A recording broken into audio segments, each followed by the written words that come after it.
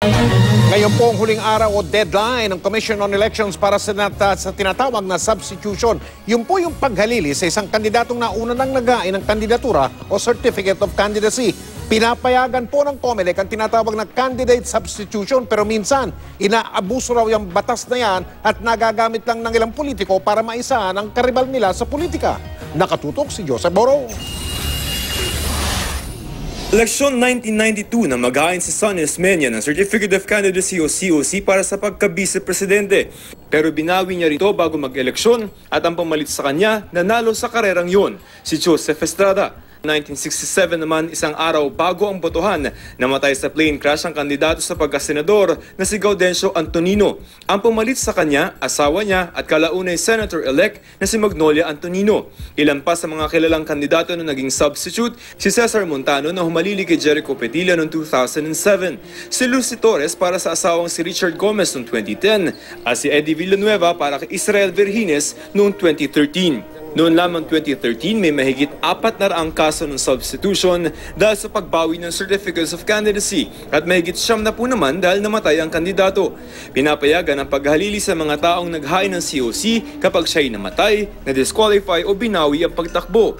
Pero kailangan magkakapartido ang hahalili at ayon sa resolusyon ng COMELEC para sa election 2016, dapat magkapelido ang papalit sa kandidatong namatay o na-disqualify. Sa ilalim ng Omnibus Election Code, pinapayagan ang candidate substitution para mapigilan ang anumang banta sa pagkakaroon ng isang malinis at mapagkakatiwalaang eleksyon. Pero tila naaabuso raw ang batas, lalo na't nagagamit raw ito para maisahan ang kaaway sa politika. Very common, especially sa local. That's pretty much standard strategy to have people file their substitute candidates file just before December 10 or the deadline.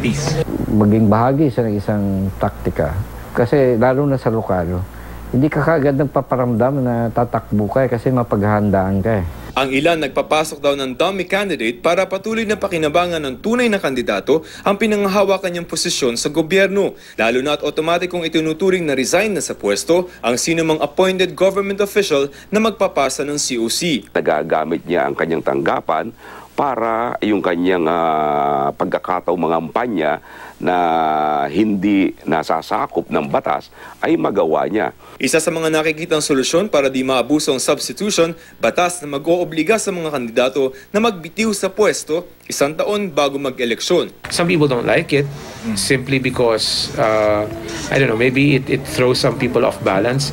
But again, basically, if the law allows it, then there's really nothing that we can do about it. Joseph Morong, Nakatutok, 24 Oras.